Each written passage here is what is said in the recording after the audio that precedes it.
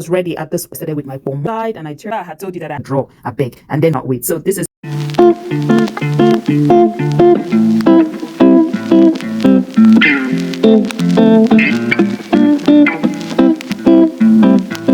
Do you think we don't eat Niger food even with living in Canada? Me, I carry my Niger food come with me because I cannot do without eating my eba, my soup, my gari, pounded yam, and varieties of Nigerian soup.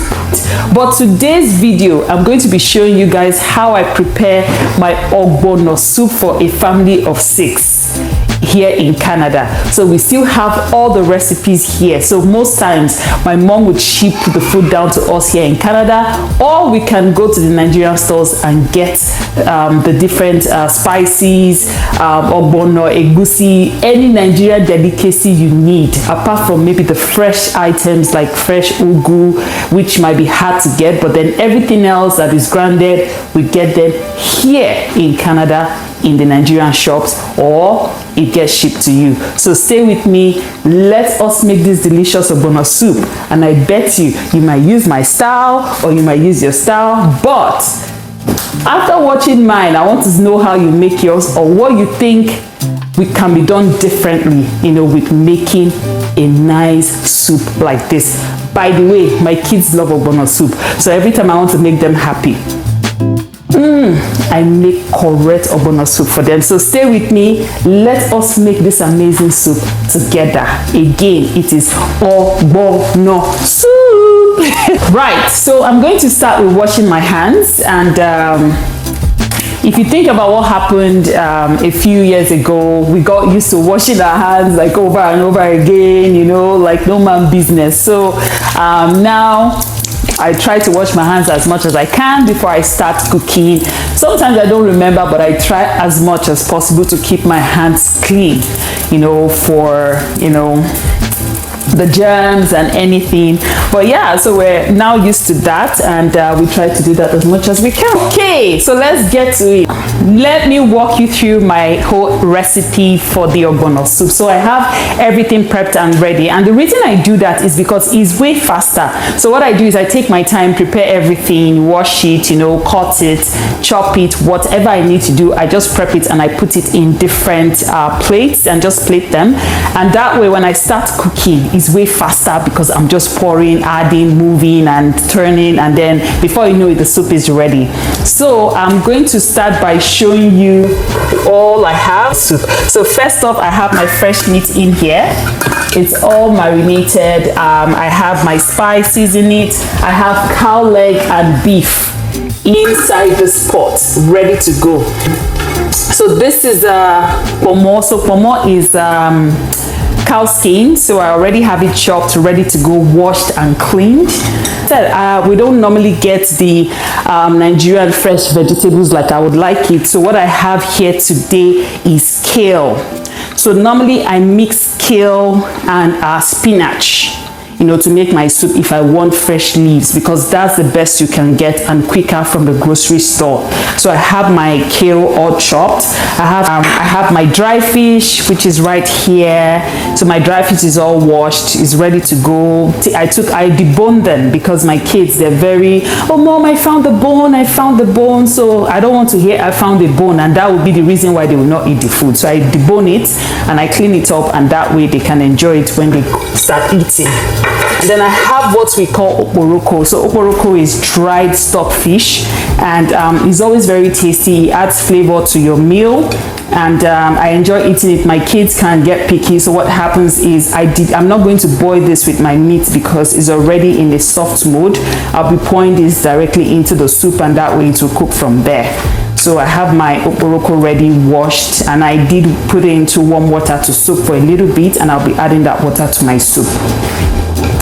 Then what I have in this plate is I have my crayfish, which adds flavor. I have my Maggi cubes. This is Maggi crayfish.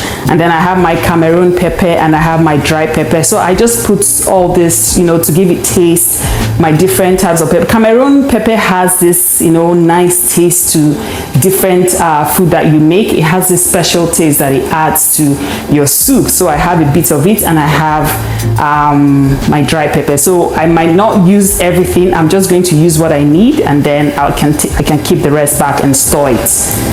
So I have this blended, so you'll be wondering what is this. So this is blended onions and habanero pepper, because I don't like to see, I like my ogbono very smooth. I don't like seeing, you know, chops of onions in it. I love onions, but what I do is I blend the onions with the habanero pepper in liquid form, and this is what it looks like. That way when I make the ogbono soup, you don't see traces of, like, you know, chopped, you know, onions or some things around it. So it's very smooth and nice. So what I have next here is my palm oil. Normally I get my palm oil shipped from Nigeria in a 25 liters can, and then it could last me 6 months, 1 year. It depends on how often I use it. And then I have my ogbono, which is the main recipe for this meal. So this ogbono, what I'm going to be doing with it to prep it is I will heat the palm oil in my microwave, and I'll pour it into my ogbono, and I'll mix it just to soften it and break down the hard particles. So if you look closely, you would see that, you know, some of them they've been in the freezer, so I store them in the freezer. You'd see their hard particles. Like, what I'm going to do with the oil and the spoon is I'm going to try to break everything, make it smooth, and that way when I'm cooking it, it's less stressful in the pot. So yeah, so this is all of my and of course salt. I'm going to have salt, of course, and the meal, and ready to go. So this is all I'm going to be using for my soup. I mean, if I remember anything, my pantry is right there. I can just open up the pantry and I'll let you know what else I added. So I'd like to know how you make yours. So let's get started. So I started with heating my palm oil in the microwave for a little bit, and then I started adding the ogbono gradually into the palm oil, and I stirred to remove all the crumbs and give me some smoothness and consistency.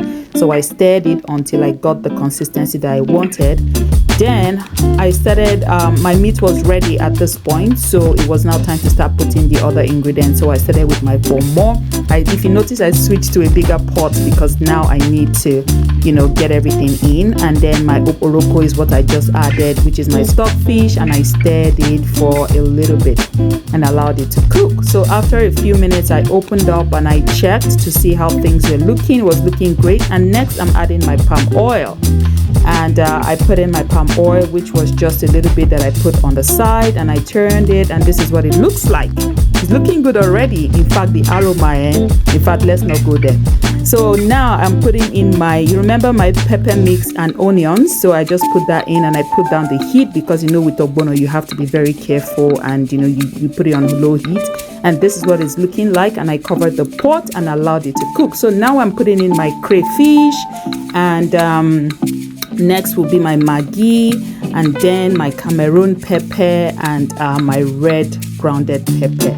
So I already had some fresh pepper added to the meat when I was boiling it. So this is just additional pepper, which is a Cameroon, and the red dried grounded pepper. Now this is my dried fish, so I just put that in as well, and I stirred it. You know, the aroma, in fact, I was emphasizing it while I was cooking. Look at what it's looking like now. I added a little bit of water, you know, just to get some liquid in it so that it's not too thick. And then now the main delicacy, the main ingredient, which is the ogbono, is now going in. So this is me putting in my ogbono in portions, and then I just stirred as I was putting it in. And then after some time I turned it so that it settles in, and then I allowed it to cook, and I came back and look at this ogbono is already looking takeaway. In fact, the aroma in my kitchen was something else. So I checked again, I allowed it to cook for about 10 minutes, and I checked and I stirred it. The soup is now ready for the vegetables, so it's time to put the vegetables. Remember, I had told you that I had kale and spinach, so that's kale that I'm putting in, and I still had spinach on the side. So I didn't use all of the kale because it was a lot. Guess who followed the aroma to the kitchen? Yours truly. He appeared when the soup is ready. He just followed the aroma. And look at him laughing, you know, from one side of his mouth to the other. And of course, Emeka cannot come and visit the kitchen without giving it a taste. I mean, look at that ogbono. Look at the draw. I beg. And then he grabbed the meat and he started tasting. He thought it was very tasty, and I'm glad he liked it. So next time he will do the cooking. So this is me now plating it and getting it ready to be served. If you look closely, you will see my kettle boiling, getting ready for me to make semo. And yeah, so this is the soup is all ready to go, and I cannot wait to dive in. Honestly, I just cannot wait. So this is us now eating the food after the semo was made. Everyone enjoyed it, and we all ate, and guess what we did afterward? We all slept off. So I had the rest plated and packed, ready to be frozen. So I hope you enjoyed the video, and show us some love, give us some like, and remember to subscribe. I'll see you on the next one.